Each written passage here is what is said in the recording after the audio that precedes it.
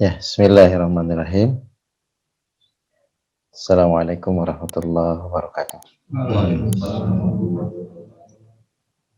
Alhamdulillah, wassalatu wassalamu ala rasulillah. Asyhadu an la ilaha illallah wahdahu la syarikalah. Asyhadu anna Muhammadan abduhu wa rasuluhu wa ba'd. Allahumma shalli wa sallim ala nabiyyina Muhammadin wa ala alihi wa sahbihi wa barik wasallam.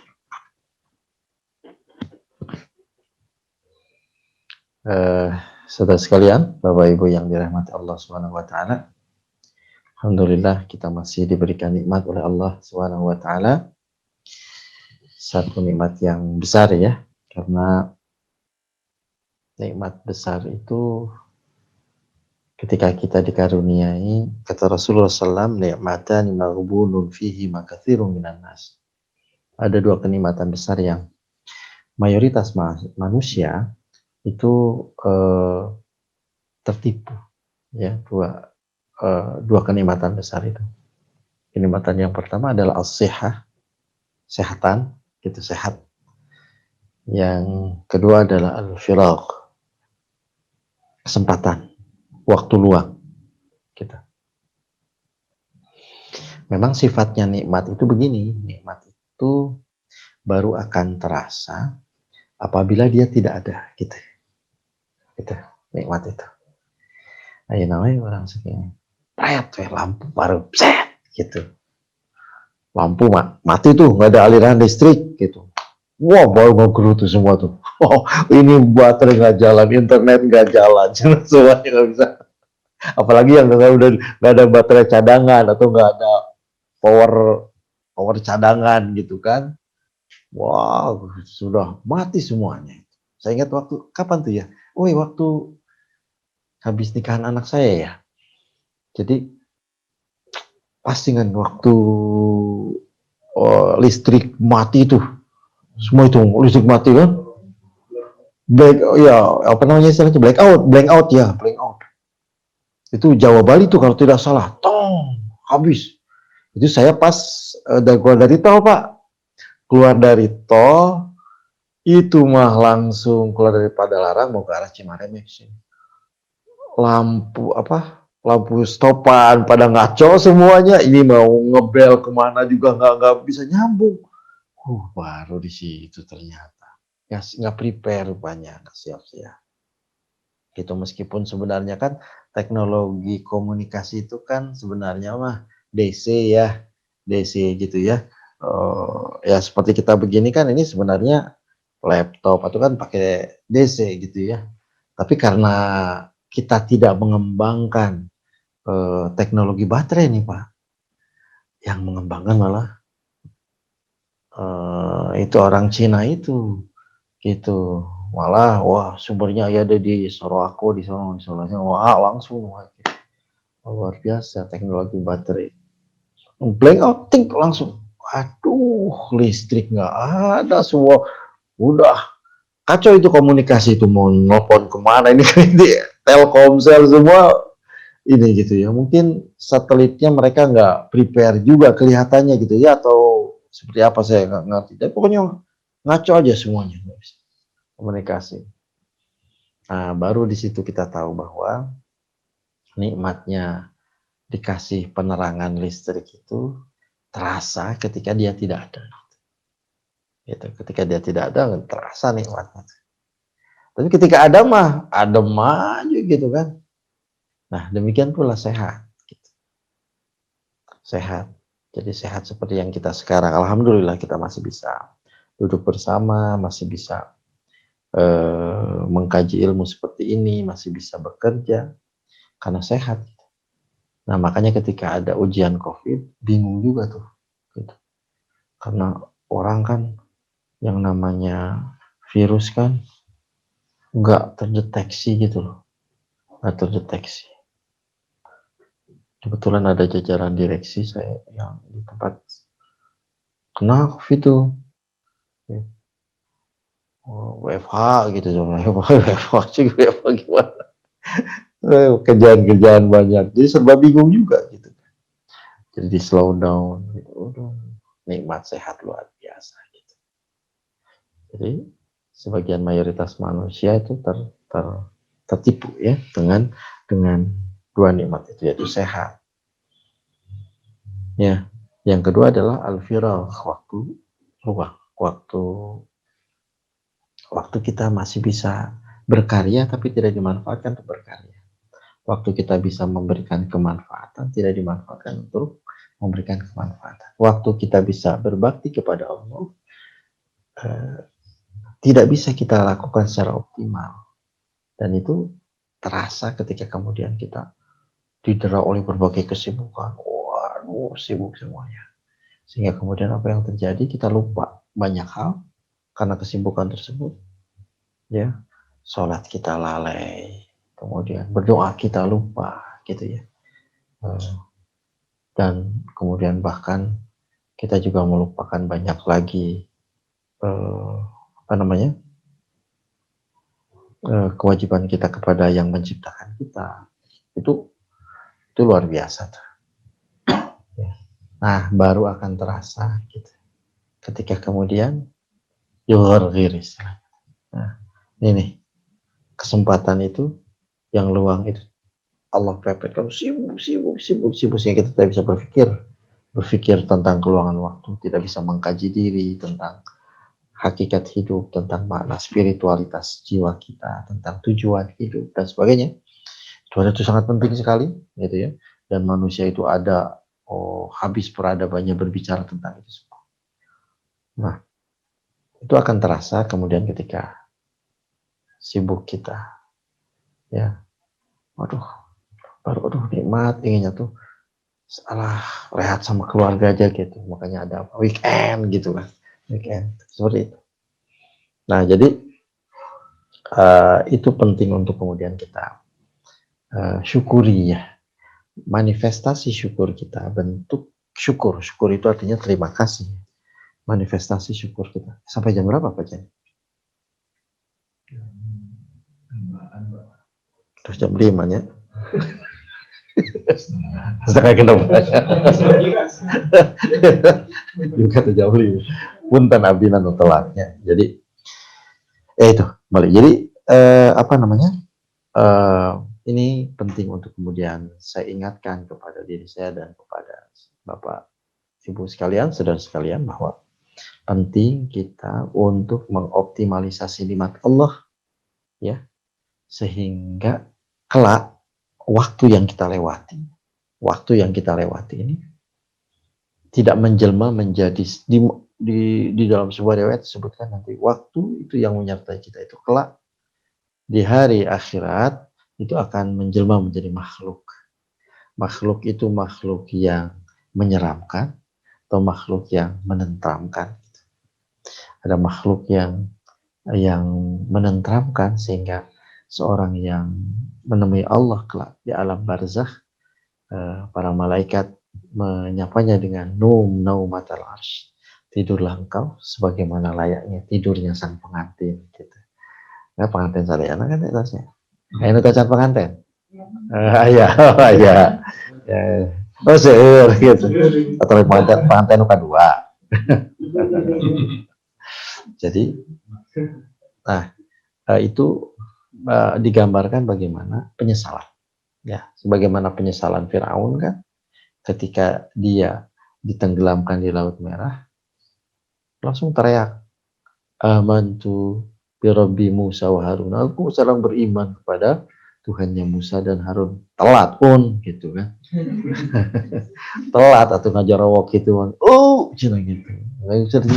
Cina ditenggelamkan di Laut Merah. Lu amantu birabbi Musa. Kagok cuma malaikat ditampilin bayi cina gitu. Malaikat kira-kira gitu. Nah itu apa namanya? Jangan sampai ada penyesalan seperti itu. Nah, sekalian, sore ini kita ingin mensyukuri nikmat Allah itu dengan salah satu bentuk tentang kesadaran kita, ya, tentang posisi dan peran kita, ya. Posisi dan peran kita dalam bidang apapun, dalam kesibukan apapun, maka kita harus menempatkan diri kita sebagai makhluk Allah dan posisi kita seperti apa terhadap tujuan hidup kita. Itu yang penting. Karena Allah menyatakan dalam Al-Quran, wa ma khalaqtul jinna wal insa illa liya'budun. Tujuan penciptaan manusia dan jin itu tidak ada lain, tidak ada hal yang lain kecuali illa liya'budun. Kecuali agar mereka semua, jin dan manusia itu beribadah kepada aku, menghamba kepadaku, mengabdi kepada Allah, Sang Maha Pencipta. Yang Dia memberikan kepada kita bukan sekedar menciptakan, menumbuh kembangkan, gitu kita, tapi Dia berikan apa yang tidak kita minta. Coba bayangkan, kalau seandainya kita minta kepada Allah setiap detik, bisa repot pisan, coba. Ya Allah, beri saya kemampuan untuk nafas. Ya Allah, beri saya kemampuan, gitu kan? Kan enggak kita minta, enggak kita pernah minta enggak? Saudara-saudara pernah minta kepada Allah, ya Allah, berikan aku supaya biasa bernafas. Nah, baru kemudian ketika ada COVID diingatkan. Struktur pernapasan itu tidak sederhana ternyata. Bukan sekedar oksigen yang masuk, oksigen yang dirusak oleh pencemaran udara. Tapi di sini ada hidup, ada saluran pernafasan atas, kemudian naik, masuk sampai ke paru-paru. Paru-paru pun belum selesai, paru-paru pun oksigen didistribusikan ke seluruh jaringan pembuluh darah kita, melalui jantung dan selanjutnya. Jadi nggak sederhana. Apakah kita pernah bermohon pada Allah, minta pada Allah nikmat itu? Enggak. Allah kasih itu semua. Ya kan? Kafiran au mu'minan, kafir mukmin Allah kasih, itu namanya rahman Allah. Kasih itu. Oksigen di Pasihan. Kemarin ya. Kebetulan bapak mertua saya tuh meninggal salah satunya karena jantung ya. Kan jantung sesak. Gitu. Jadi udah hendak ketawa itu tabung oksigen, ya kan? Tabung oksigen. Saya pernah tabung oksigen tadi 10 liter deh. Habis.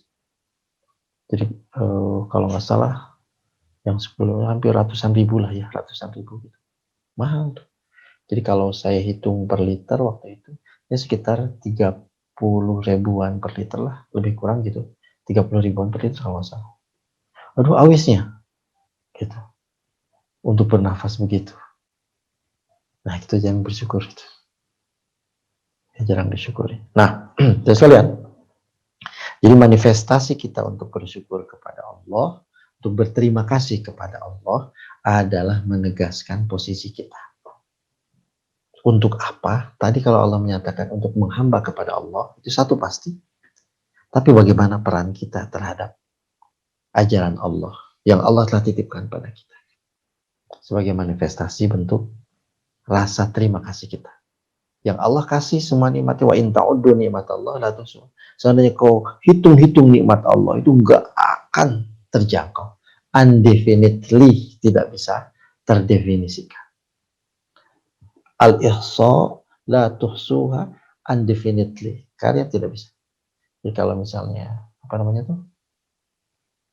Integral gitu, limit gitu. Sampai bilangan yang tak berhingga gitu. 100 bagi 1 100 ya. 100 bagi 0, 1/2 atau setengahnya. Berarti berapa? 200. Betul ya? 100 bagi 1/4 berapa?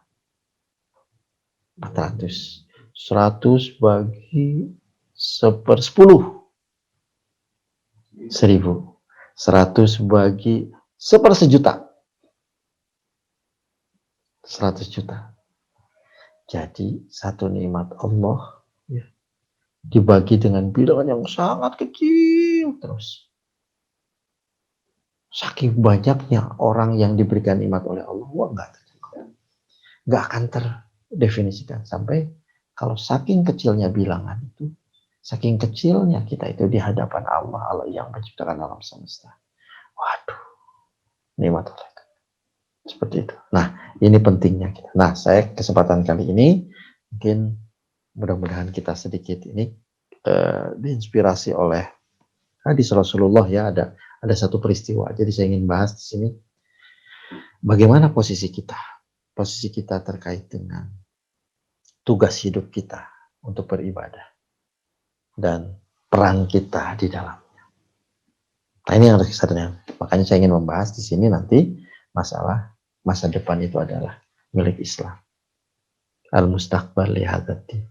Masa depan itu adalah milik Islam. Dan kalau kita sebagai seorang muslim, maka masa depan itu adalah giliran kita. Masa depan itu adalah giliran kita. Kita harus mempersiapkan diri untuk itu dan mempunyai keyakinan untuk itu. Saya ingin memulainya itu dengan sebuah hadis ya. Ini ceritanya hadisnya yang diriwayatkan oleh Imam Muslim ya. Terkait dengan salah seorang sahabat gitu. Jadi namanya al-bisyarat. Bisyarat itu artinya kabar-kabar gembira yang Allah atau Rasulnya beritakan kepada kita tentang masa yang akan datang. Nama sahabat itu adalah, nama sahabatnya adalah sahabat Adi bin Hatim. Adi bin Hatim. Adi bin Hatim itu adalah salah seorang sahabat yang awalnya Nasrani, beragama Nasrani Kristen gitu. Kemudian dia masuk Islam. Ya, kemudian dia masuk Islam. Suatu ketika sahabat Adi bin Hatim itu bersama Rasulullah SAW duduk bersama-sama. Kemudian pada saat itu datang orang yang pertama mengadu, aduh balangsak pisan Rasul. Habis itu ngartos balangsak terangnya gitu. Kita gaduh naon, tuangan oge teh gaduh. Kanggo komodi kanggo naon ngagaluh itu ngagaluh teu aya. Ada yang mengeluh tentang kemiskinan dirinya. Kemudian belum selesai itu ada yang datang ngeluh lagi pada Rasul di hadapan Adi bin Hatim juga. Wah, cenah saya teh barang-barang saya dirampok, barang-barang saya dirampok gitu. Saya kesini teh balangsakan ya Rasul, gitu. Dirampok. Kemudian Rasulullah SAW tersenyum, menyaksikan itu, kemudian dia memerintahkan sahabatnya untuk membantu kedua saudaranya itu. Kemudian Rasul karena sadar Adi bin Hatim adalah seorang baru masuk Islam. Gimana nih Islam menyelesaikan? Maka kemudian Rasul mengatakan, ya Adi, wahai Adi, wa in talat alaika hayat. Seandainya engkau panjang umur ya Adi. Ya. Kelak lataroyanna, kau Adi kelak akan melihat. Ya, kelak akan melihat al-mar'ah tusafir minal hirah hatta tatufa bil Ka'bah. Kelak kamu melihat ya Adi, wanita yang melakukan perjalanan jauh dari Hirah. Hirah itu wilayah sekitar perbatasan antara Arab Saudi dengan Irak, kira-kira begitu. Mereka berjalan, la takhafu illa lillah. Mereka tidak ada yang merasa ditakuti oleh mereka kecuali hanya Allah SWT. Aman di perjalanan. Sampai Adi berteriak, aina doatul ari. Mana perampok-perampok jago yang dulu biasa ngerampok. Jadi ada sebuah perkampungan, pagawiana teh ngarampok gitu, pagawiana teh. Nah, dia kata Adi bin Hatim, kalau begitu kemana perampok? Artinya perampok itu sudah tidak ada. Wa in talat alaika hayatun, seandainya kau panjang usia kau ya Adi nanti, kau akan menyaksikan itu. Seorang wanita berjalan dengan penuh rasa aman dari tempat yang jauh sampai dia bisa melaksanakan tawaf ataupun umrah atau haji di Ka'bah al-Musyarrafah. Kemudian maksudnya untuk menjelaskan tentang tadi ada keluhan, ada orang yang dirampok dan sebagainya. Kelak akan datang masanya di mana keamanan akan meliputi kaum muslimin. Kemudian Rasulullah melanjutkan lagi, wala in talat alaika hayatun ya Adi. Seandainya kau pun panjang usia engkau wahai Adi, ya, engkau akan melihat ya seorang pria gitu ya, mereka mil'u kaffaihi minadz-dzahabi awil fiddah Mereka di tangannya itu penuh dengan emas dan perak yang dia maksudkan untuk zakat dia. Dia cari orang yang mau menerima zakat itu, mereka tidak mendapatkannya. Artinya semua orang sudah menjadi orang yang makmur. Nggak ada lagi mustahil. Zakat sih saya zakat disalurkan ke mana? Teu aya nampina. Gitu. Kemudian wala in talat 'alaika hayatun ya adi. Seandainya usia kau panjang wahai adi. Kelak kau akan saksikan bahwa imperium ya, penguasa negara dunia ketika itu wilayah timur, Imperium Persia yang dipimpin oleh Kisra bin Hurmuz ketika itu, kelak dia akan latuf tahanna Kisra bin Hurmuz. Kelak kau akan menyaksikan takluknya kerajaan Parsi tersebut, Imperium Parsi tersebut. Kata Adi bin Hatim, Kisra bin Hurmuz itu kaisarnya atau rajanya Kisra bin Hurmuz kah? Kata Rasul, naam, Kisra bin Hurmuz. Betul. Jadi rajanya Kisra bin Hurmuz. Nah, sekalian, apa yang saya sampaikan? Jadi, ini adalah sebuah informasi ke masa yang akan datang. Maka kemudian ketika Adi bin Hatim menerima itu, kemudian Adi bin Hatim ternyata usianya panjang, 120 tahun. Jadi ketika beliau masuk Islam itu pada tahun ke-9 Hijriah. 9 Hijriah kan Rasulullah wafat tahun 10 Hijriah. Jadi tidak lama beliau bersama Rasul, setahun kemudian Rasulullah sudah meninggal dunia. Beliau baru masuk Islam tahun ke-9 Hijriah. Kata Rasulullah, seandainya kau panjang usia, kau akan menyaksikan 3 kejadian. Yang pertama, ada wanita yang begitu dengan rasa aman hendak melaksanakan haji ataukah umroh ke Baitul Haram, ke Mekah yang jauh. Mereka melaksanakan safar, perjalanan dengan tidak merasakan takut apapun kecuali hanya pada Allah saja. Artinya aman. Yang kedua, engkau akan menyaksikan bagaimana Kisra bin Hurmuz ditaklukkan. Imperium Timur ketika itu, Parsi ketika itu ditaklukkan oleh kaum muslimin. Itu yang kedua.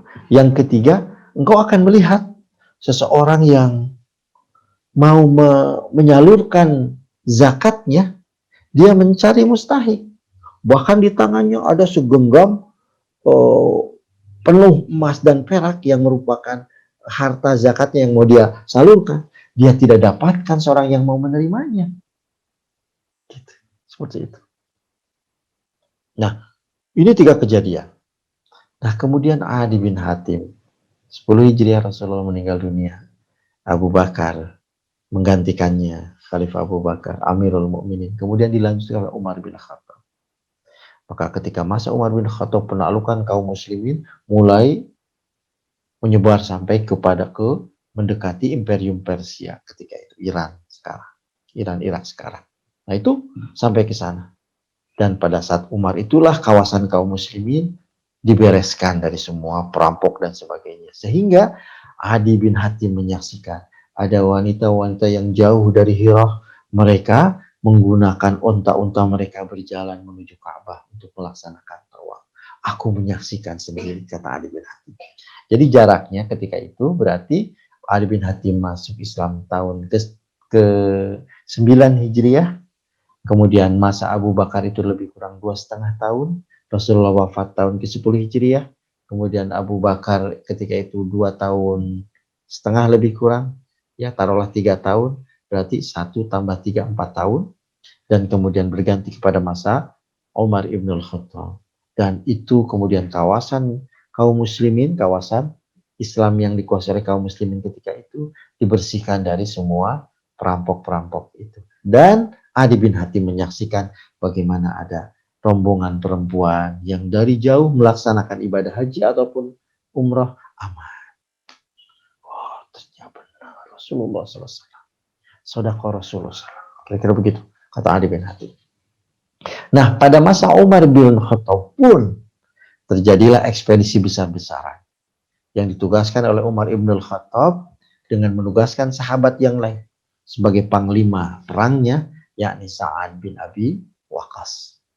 Dan Adi bin Hatim menjadi partnernya Sa'ad bin Abi Waqqas dalam misi untuk menaklukkan tentara Persia, kerajaan Parsi ketika itu. Jadi di bawah Kisra bin Hurmuz. Dan ketika itu kaum muslimin di bawah kepemimpinan Sa'ad bin Abi Waqqas menaklukkan Kisra Parsi tersebut. Jadi melalui peperangan yang disebut dengan peperangan Qadisiyah. Gitu ya, perang Qadisiyah. Itu terjadi ya pada masa Umar ibn Khattab. Dan Adi bin Hatim katanya menyaksikan itu. Dan aku sendiri yang membawa khazanah perbendaharaan kekayaan Kisra Parsi dibawa dari Parsi ke Madinah. Oke, kepada Umar bin Khattab. Jadi aku menyaksikan apa yang disabdakan Rasulullah itu terbukti. Hanya tinggal aku belum melihat. Tapi aku yakin Rasulullah berkata pasti benar. Kata Adi bin Hatim kepada sahabat-sahabatnya yang ada, kalian pasti kelak akan melihat satu peristiwa di mana seorang yang mau berzakat, meskipun zakatnya itu berupa emas perak yang penuh di kedua tangannya, dia tidak mendapatkan seorang pun yang mau menerima zakatnya tersebut karena hampir rata-rata orang sudah makmur. Dan periwayat hadis ini menyebutkan itu terjadi pada masa Umar ibn Abdul Aziz. Umar ibn Abdul Aziz itu adalah salah satu pemimpin setelah Abu Bakar, Umar, Utsman, Ali, setelah itu ke Hasan bin Ali, Muawiyah bin Abi Sufyan, Yazid bin Muawiyah, Bani Umayyah. Nah, setelah Yazid bin Muawiyah, satu generasi ke-5 dari kalangan Bani Umayyah. Pada saat itu kemakmuran di seluruh kawasan kaum muslimin disejahterakan oleh Umar ibn Abdul Aziz sehingga tidak ada satupun orang yang mustahik, kira-kira demikian, yang kemudian dia tidak terperhatikan oleh negara. Tapi ini tidak disaksikan oleh Adi bin Hatim, tapi disaksikan oleh sahabat yang lain. Nah, selanjutnya saya ingin kita menyaksikan ini dulu. Nah, ini ya. Sedikit ya, ini agak. لا تفتحن القسطنطينية فلني عمل أميرها ولني عمل جيش ذلك الجيش.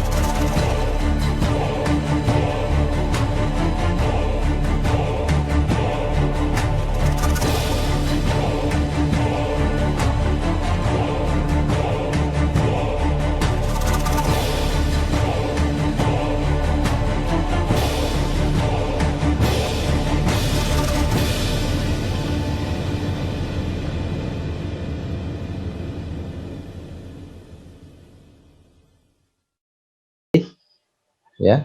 Jadi dialah yang, nah ini coba perhatikan di sini.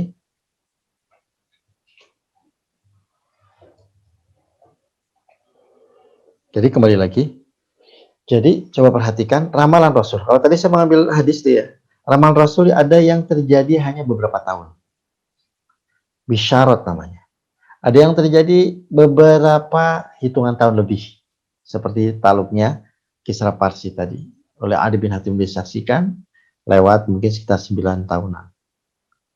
Kalau yang tadi ada juga yang hanya sekitar berarti 3 atau 4 tahun. Gitu. Ada yang ini tadi yang kita saksikan. Itu ada di Rasulullah. La tuftahannal Konstantinia. Kelak akan ditaklukkan Konstantinopel. Ketika itu yang menjadi kekuatan dunia, adikuasa dunia itu adalah Parsi di sebelah timur, kemudian Romawi di sebelah barat. Romawi itu ada Romawi yang berpusat di Roma, sekarang Roma, gitu. Kemudian ada yang berpusat di Konstantinopel. Itulah dia Turki. Makanya sering disebut Romawi Timur. Tapi kedua-duanya adalah kekaisaran Romawi.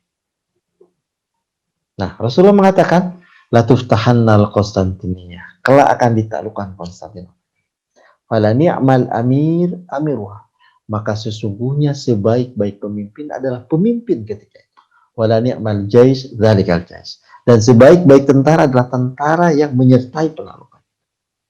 Nah, itu terjadi, coba perhatikan, tahun 1453 Masehi. Ramalan Rasulullah, pernyataan beliau pada tahun berapa? Sekitar tahun 622 Masehi. Jadi jaraknya berapa lama tuh? 800-an tahun. 8 abad. Jadi ada bisyarat namanya ini. Namanya bisyarat. Berita gembira, ramalan Rasulullah yang akan datang. Yang terjadi bisa jadi hanya beberapa tahun. Tapi kemudian ada juga yang terjadi berbilang tahun. Ya, ada juga puluhan tahun. Dan bahkan ada yang lewati abad. Tapi apa yang membedakan atau apa yang menyamakan? Semuanya kaum muslimin yang memegang akidah Islam, menyadari ibadah merupakan tugas hidup dia. Maka dia akan memperhatikan apa yang Allah dan Rasulnya sampaikan.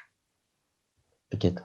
Jadi sekali lagi, terrealisasinya sebuah janji dari Allah dan Rasulnya itu bisa karena usia kita menyaksikan. Tapi bisa juga kita tidak menyaksikan. Anak cucu kita yang menyaksikan.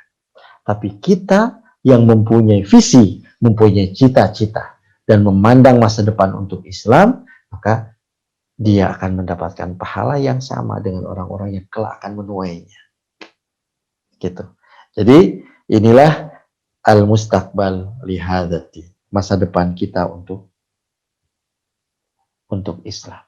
Masa depan adalah milik Islam. Jadi sekalian, jadi kalau melihat hadis-hadis tadi, maka ini ada beberapa hal penting. Ya. Ketika Allah menyatakan di dalam Al-Quran, A'udzubillahi minasyaitonirrajim, wa'adallahu alladhina amanu minkum wa amilus solihat, la yastakhlifannahum fil. Allah telah menjanjikan kepada yang beriman dan beramal saleh di antara kalian. La yastakhlifannahum fil. Pasti kelak kalian akan mengelola istikhlaf, memakmurkan muka bumi, menguasai muka bumi.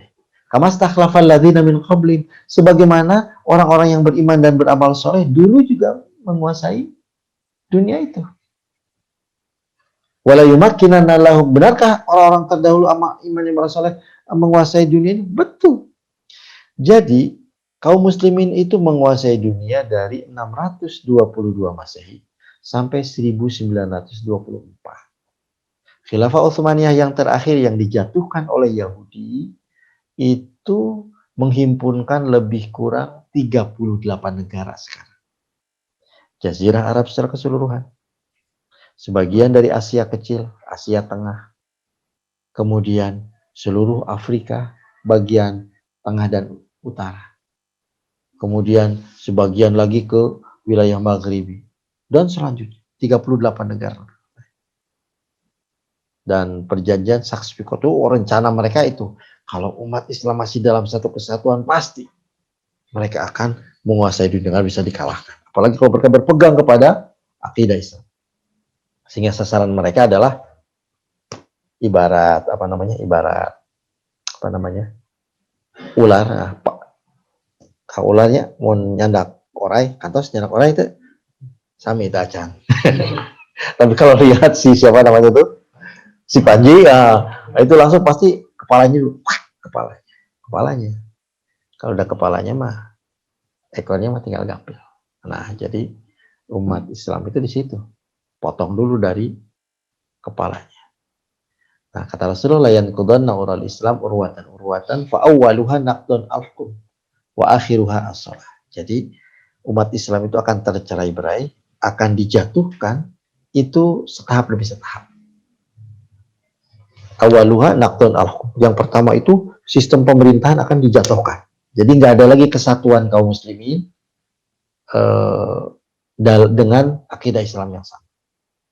Yang ada terpecah belah. Gitu. Pertama itu.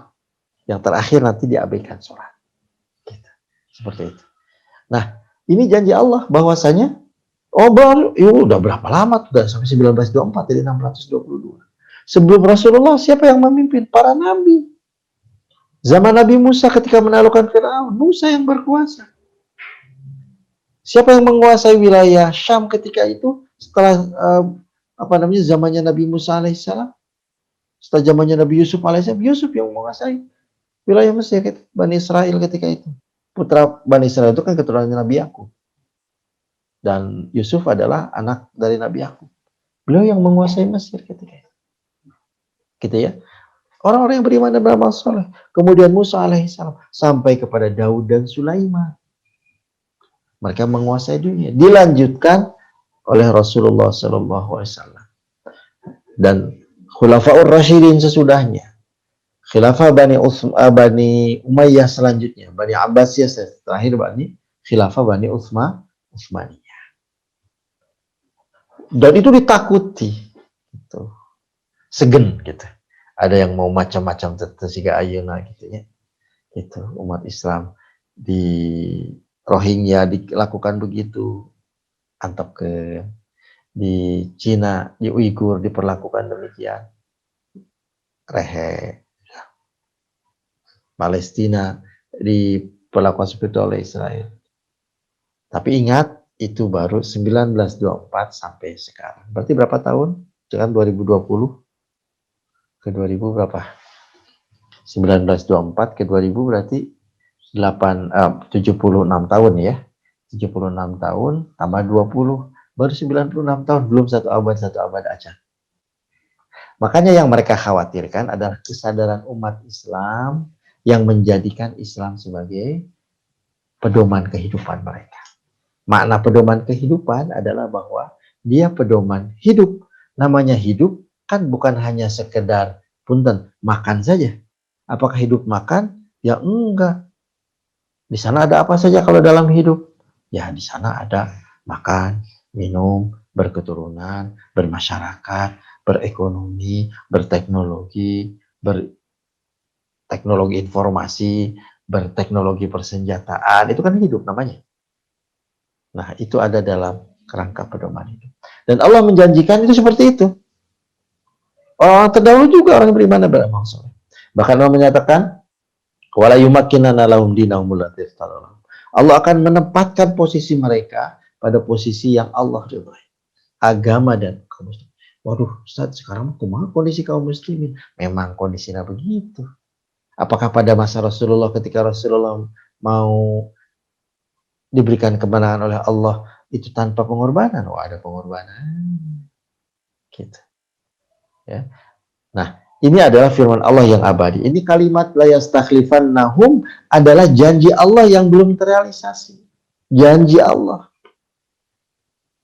Kalau tadi janji Rasulullah saja sudah terbukti gitu, maka janji Allah pasti tidak akan meleset. Hanya masalahnya kapan? Hanya masalahnya adalah, dan kita tidak disuruh untuk menyaksikannya kapan. Yang disuruh itu adalah bagaimana kita menepati jalannya mereka. Gitu ya. Nah, kenapa kemudian masa depan hidup Islam paling tidak ada 5 hal ya, ada 5 hal ya alasannya. Ya ini sudah jam 5:30 jadi tidak bisa terbahas. Paling dengan episode salah jengna itu. Kalau diundang lagi oleh Fajen. Jadi yang pertama alasan. Tadi saya mulai dari yang bawah, al-bisyar. Mulai dari yang bawah. Al-bisyar itu berita gembira dari Al-Quran dan Sunnah. Tadi saya sudah sampaikan ya. Saya mulai dari kisah Adi bin Hatim. Itu adalah sunnah Rasulullah. Termasuk ayat yang tadi. Jadi masa depan. Bahkan dalam apa namanya kan wah kumaha kaum muslimin teh. Ya, kaum muslimin itu ada yang dibantai di mana? Di Rohingya, aduh sakit hati, kita mendoakan apa? Kita belum bisa berbuat apa. Tapi ingat, akan datang satu masanya nanti. Gitu. Akan datang, gitu. Nah, ada peristiwa, dulu itu ada peristiwa namanya peristiwa Al-Buruj. Jadi orang-orang yang beriman sama dibakar hidup-hidup, gitu. Disuruh masuk kepada sebuah parit yang sudah dibakar sedemikian rupa, maka kemudian kaum muslimin disuruh masuk ke sana. Nah, ada ibu-ibu yang apa namanya, ya Allah, bagaimana? Anak bayinya tiba-tiba muncul menasihati bayi. Ya Umi, wahai ibuku, Allah sudah menjanjikan kebaikan. Maka janganlah kau khawatir. Akhirnya ibu bayi itu masuk. Nah, saya jadi ingat peristiwa ini ya, Sriwijaya Air gitu ya.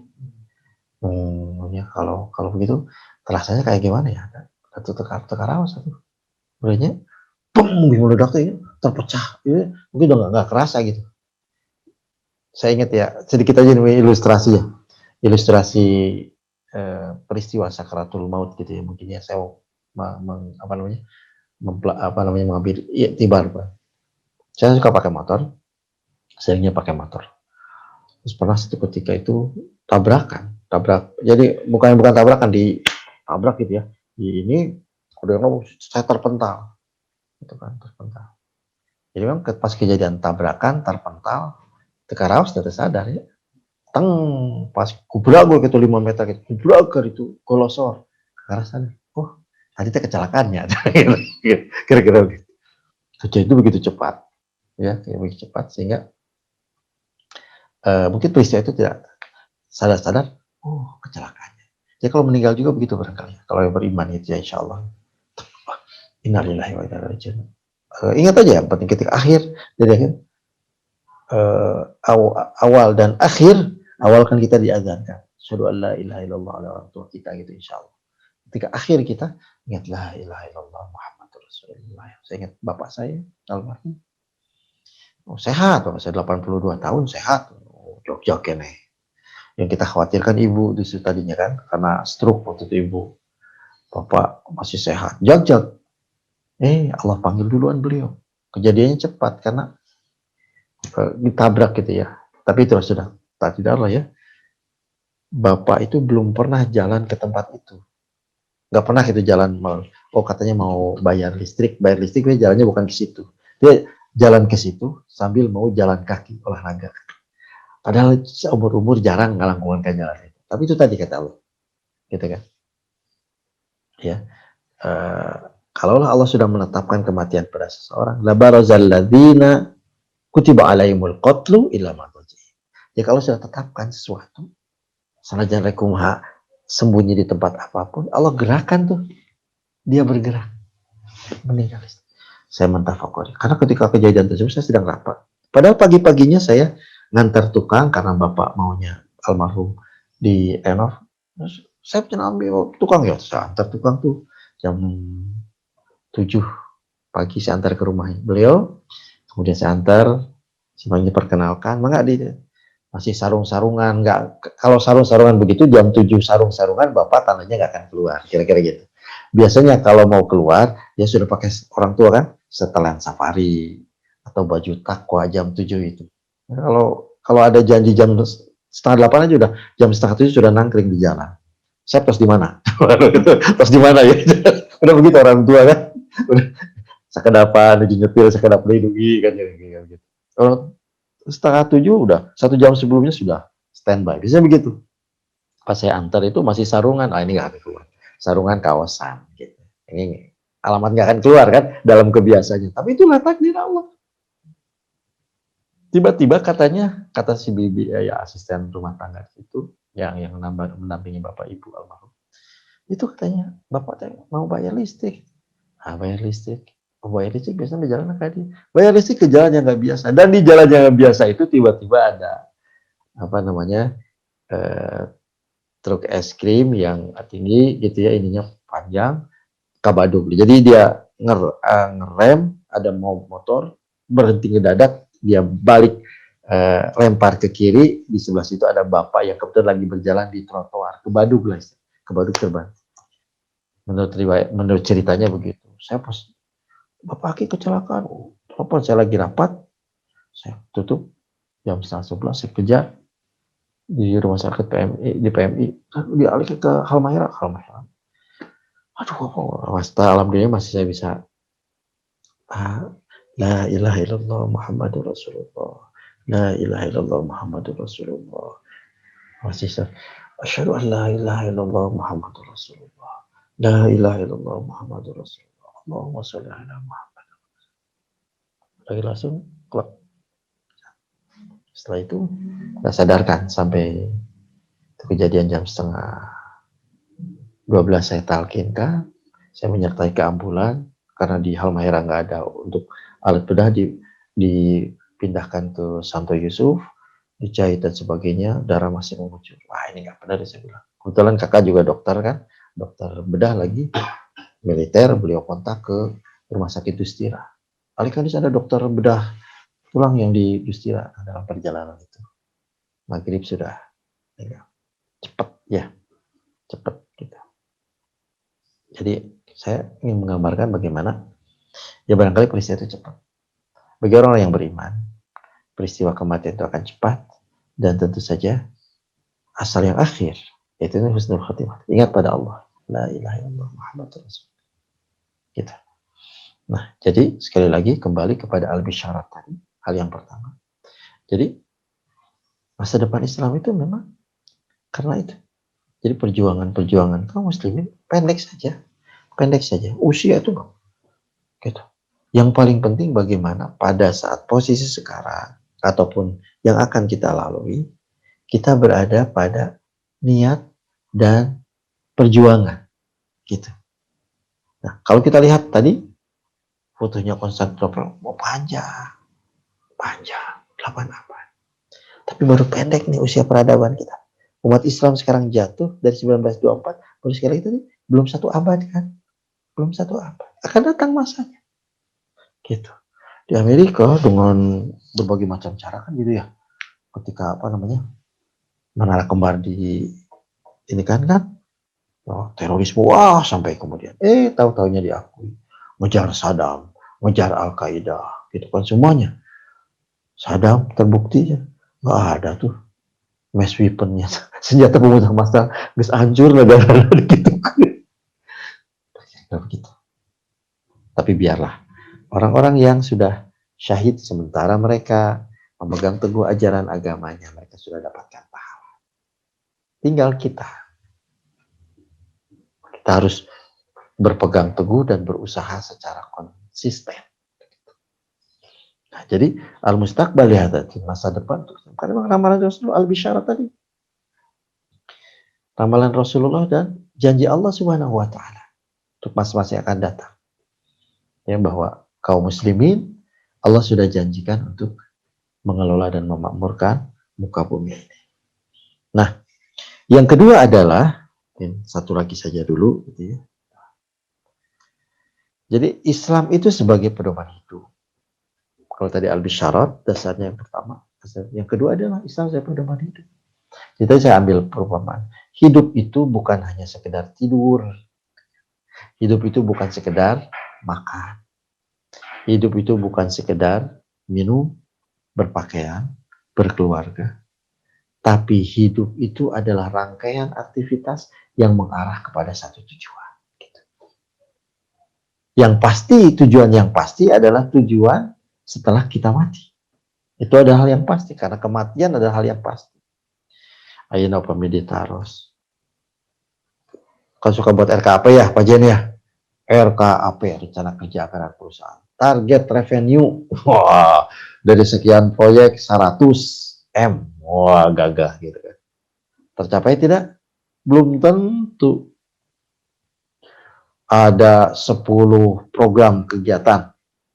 Tercapai tidak? Belum tentu. Rencana. Tapi mati, tercapai tidak? Pasti. Jadi tidak ada yang pasti. Dan yang pasti itu adalah kehidupan sudah mati. Nah, karena Islam sebagai pedoman hidup, maka karena kehidupan tidak hanya sekadar makan dan minum, maka semua tatanan itu diatur oleh Islam. Ada pedomannya. Dan kalau kita lihat gitu, kalau saya tidak bisa membayangkan kalau misalnya ajaran Islam itu tidak ada gitu. Kumaha carana kawin jalmi gitu nya. Siga hayam wae gitu. Gitu. Ya. Ajaran Islam itu luar biasa. Bagaimana aturan laki-laki perempuan bertemu, kemudian diikat oleh ikatan, kemudian menumbuh kembangkan. Dan karena ikatan musyawarah atau pernikahan itu, ada yang haram dinikahi, ada yang halal dinikahi. Kira-kira gitu ya. Dari rangkaian keluarga besarnya itu. Seperti apa? Itu maharimun nisa. Itu luar biasa pedoman hidup ajaran Islam. Itu dari sisi hubungan laki-laki perempuan. Dari sisi sekarang kebersihan Islam.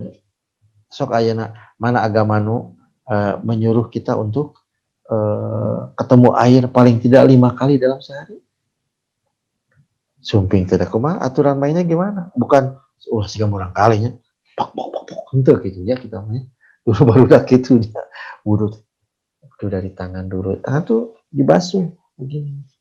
Terus dikumur tuh di mad ya. Hamad mau dia gitu. Gitu. Sekarang itu hikmahnya, sekarang ini ketika peristiwa COVID gitu, itu salah satu, karena katanya COVID-19 itu kalaupun dia masuk melalui telinga ataupun melalui hidung ataupun mulut kita pada tahap awal, dia bermukim di 2 tempat masuk itu selama lebih kurang 3-4, maka berkumur. Nu balik, kumur nate cara gitu kudu. Kadang orang yang namanya ambil air wudhu itu istinsyak, dihirup Pak. Saya seorang ada kadinya, tadi kan. Itu naon. Karena itu mah efek cairan ketika masuk menyentuh ke sinusitis gitu. Nah, itu dalam ajaran Islam namanya istinsyak. Itu baru dari satu saja sholat. Gitu. Belum saya kalau merenungkan bagaimana sholat itu. Sekarang itu habis sok rada iya ya tos yuswa life begin 50-nya. Life 40 day Pak. Jadi sudah angka 55 kadang memperhatikan. Bagaimana sholat itu sekalian.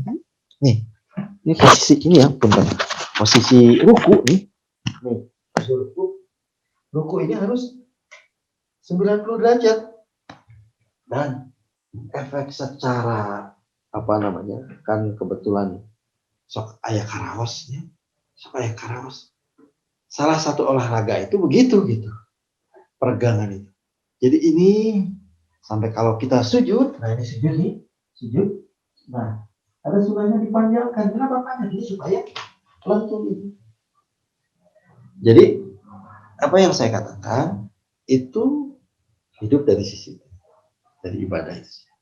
Makan, belum lagi kita bicara makan dan minum. Ya. Makan minum Islam itu paling jelas. mengatur mana yang boleh dimakan, mana yang tidak boleh dimakan, mana yang boleh diminum dan mana yang tidak boleh diminum. Hal-hal itu jelas. Al-halalu bayyinun. Pedoman hidup yang luar biasa. Dan manusia sekarang itu mencari pedoman hidup seperti itu, yang memuaskan semua. Gitu. Nah, inilah dua alasan kenapa masa depan itu untuk Islam. Ya. Yang pertama tadi janji-janji Allah dan Rasul. Yang kedua, memang ajaran Islam itu memang cocok kompatibel dengan manusia yang betul. Gitu loh. Yang puntennya, kemarin cuma salah satu ini ya. Lucu tapi memangnya. Nah, ini Dr. Mahathir Muhammad, mantan Perdana Menteri Malaysia itu dinyatakan sebagai 20 orang ekstremis ya. Gitu. Diumumkan oleh CEP ya. Pokoknya mas sebuah lembaga nirlaba di Amerika pasti Yahudi gitu. Yang mengatakan begitu gitu. Karena dia mengecam LGBT dan sebagainya. Ya, LGBT maksudnya para rubuh artinya. Ice group serang bau kan gitunya. Gitu kan kayak pasangan anak laras deh. Gitu. Iya mah puntennya. Iya kumaha atuh pedang jeung pedang atuh moal-moal hasil ke nanti itu para rubuh. Kira-kira begitu.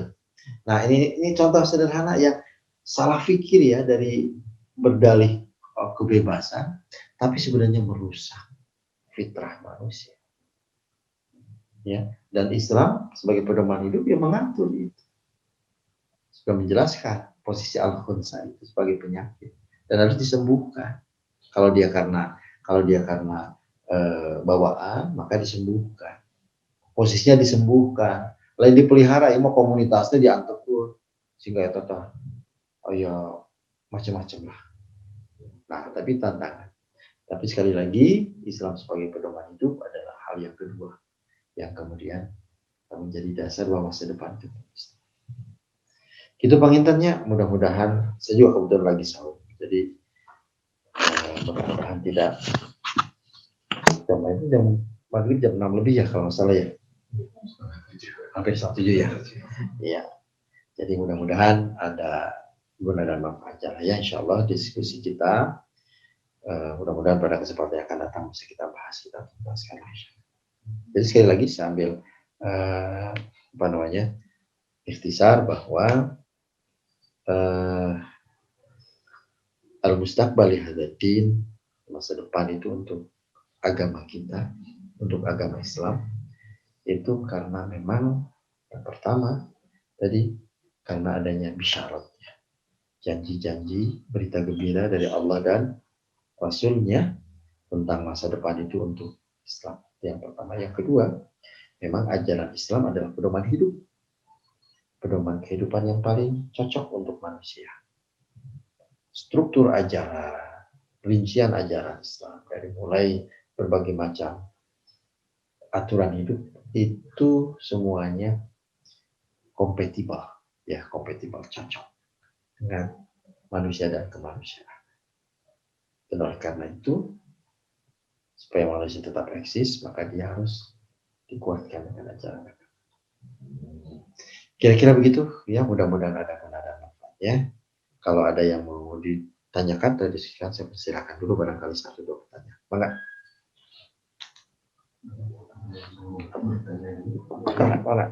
Pilih.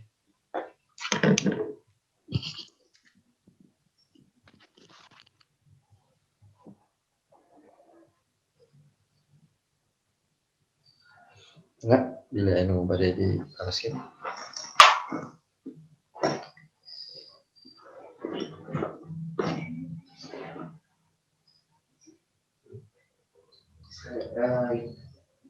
Ingin bertanya. Bagaimana tipsnya Pak? Tipsnya konsisten atau belajar menghadirkan Allah dalam hati. Jadi ketika dihadapkan di satu permasalahan hidup, kita tetap tenang. Kan namanya manusia kan kayak seperti cerita Posta tadi kan, waktu seorang ibu itu kan beliau juga gelisah di dalam gelisah itu, dan itu kan langsung dari Allah lewat bayinya mengingatkan. Dan untuk kita yang sekarang, bagaimana lebih meneguhkan hati dan lebih meyakinkan percaya terhadap bahwa itu yang terbaik yang terjadi, itu adalah yang terbaik dari Allah. Bagaimana kita biar kita tenang gitu. Ya. Nah itu sih Ya. tipsnya. Ya memang kalau di dalam Al-Quran kan, ya zikrullah ya. Kumaha zikrullah gitu ya. Gitu kan.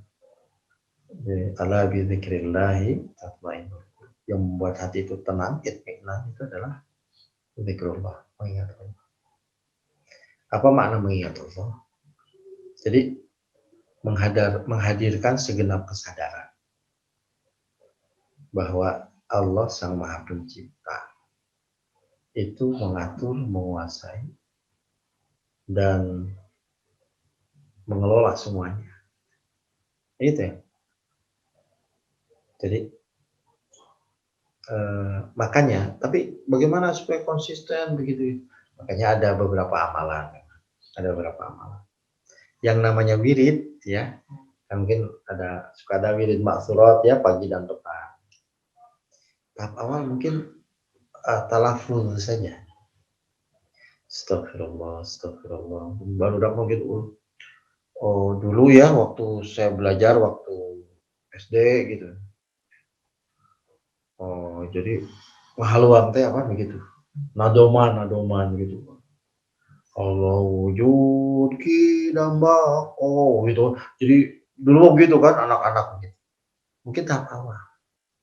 Ketika tapi begitu kita semakin dewasa, semakin mempunyai hati dan kesadaran, pikiran, maka harus ditingkatkan. Makanya lafaznya sudah, tapi penghayatan dan pemikiran itu bergabung di situ. Nah, jadi memang itu perlu latihan. Seperti seginilah sholat kita. Kamu kan apa nih? Berapa? Likum leos. Yang ulin baru dapat. Likum leos kayak gitu. Baru gitu. Tapi kalau sekarang bagaimana menghadirkan penghayatan pada saat itu bagian dari latihannya. Sehingga pada kondisi abnormal itu sudah terbiasa. Kata gitu. Saya bisa katakan tadi, karena dia sudah terbiasa gitu ya, alhamdulillah pun bapak gitu. Saya ingin sekali ya didikan beliau gitu. Subuh teh saya dengan kakak saya mau gantel di lapangan anjir nanti, ayo ke masjid juga begituan gitu kan, masih teringat. Dan ketika itu subuh saya ingat sekali ada imam yang membacakan surah Az-Zumar gitu. Sampai apa padahal terang di mana ayat suratnya. Karena didengarkan terus. Wasiqal ladzina taqaw ila rabbihim jannata zumara. Jadi surat Az-Zumar ayat terakhir. Wasiqal berbondong-bondong orang kafir itu akan dibawa ke neraka jahanam. Hatta idza ja'uha futihat abwabuha. Ketika dibuka neraka jahanam itu dan kemudian waqala lahum khazanatuha, para penghuni neraka itu berkata, alam yatikum rasulun minkum yatluna 'alaikum ayat rabbikum. Bukankah sudah datang kepada kalian utusan dari Allah yang membacakan ayat Allah kepada kalian? Qalu bala, laras tasubih. Walakin haqqat kalimatul azab. Haklah siksaan bagi orang yang kafir. Jadi itu kesadaran. Kecil mah apa gitu, tapi lama kelamaan ya Allah subhanallah itu peristiwa tentang bagaimana itu kan menghadirkan kehusyuan. Nah artinya kita nggak boleh berhenti untuk menuntut ilmu dari sisi itu. Makanya belajar Al-Quran, belajar tafsir Al-Quran, belajar baca Al-Quran, kemudian meningkat sampai kepada memahami apa yang Al-Quran. Demikian juga hadis adalah kewajiban kita terus. Apapun kesibukan kita, gitu. Seperti itu, ya. Ya sekarang ini aja kan Anda semua bergerak di dunia apa namanya telematika lah gitu, informatika gitu ya, seperti itu. Nah, kapungkur mah tuh nama diajarkan lotus dosnya kapungkur mah waktu saya tahun 80-an berarti ya saya SMA gitu ya.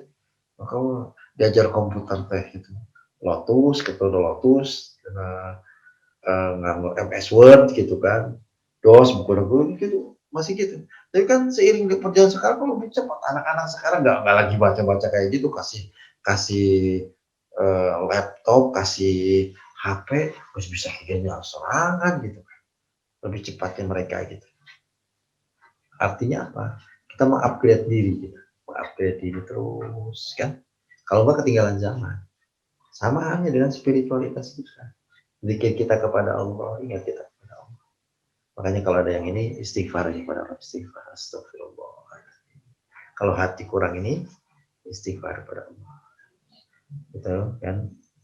Man laziman istighfar ja'alallahu min kulli dhayyikin haraja wa min kulli hammin faraja. Jadi siapa yang melazimkan istighfar, astagfirullah, akan membersihkan kegundahan di dalam hati. Ada kekhawatiran, ketakutan. Istighfar, astagfirullahaladzim. Rasa takut, rasa khawatir itu muncul karena kurang yakin pada Allah. Makanya istighfar, gitu, istighfar, memohon ampun pada Allah. Salah kan, ampun arti lagi ya. Jadi kalau misalkan kemudian kita takut dengan dunia, padahal Allah sudah menetapkan semuanya. Rizki kita itu ketika kita ada di alam rahim ibunda kita, itu sudah Allah tetapkan. Bahkan syaqiyun au sa'id, mati, hidup, bahagia dan celaka kita sudah ada. Allah sudah mengatur. Cuma kita kan tidak tahu. Apa yang kita jalani terjadi, apa yang kita jalani seperti ini, ya Allah, yang diberikan Allah adalah ridha kepada ketetapan Allah. Jadikan kami ridha. Apapun yang terjadi. Kalau sesuai dengan keinginan kita, kita syukuri. Kebetulan tidak sesuai dengan keinginan kita ya mohon ampun pada Allah. Gitu. Kita sabar. Ya. Begitu. Nah, jadi sekali lagi memang harus ditingkatkan ya. Tingkatkan. Tapi ada amalan. Ya, kalau saran saya, wirid pagi dan petang itu jangan lewat. Ya, zikir pagi dan petang itu jangan lewat. Habis sholat subuh, gak terasa tuh, gak terasa. Kalau subuh sekarang 4, 2, 3 ya misalnya. Sholat sekadar, terus nyakatan jam 5 kurang 10. 5 kurang 10 terseket. Di masjid deh. Udah gitu langsung jam 5 sekarang dengan istri dan anak-anak ya. Maksurat saja. Cuma yang kubro yang panjang gitu. Jam 5:30 itu sudah siang gitu kan. Popok segala itu udah selesai. Dilazimkan sehingga spiritualitas terlatih gitu kan ya.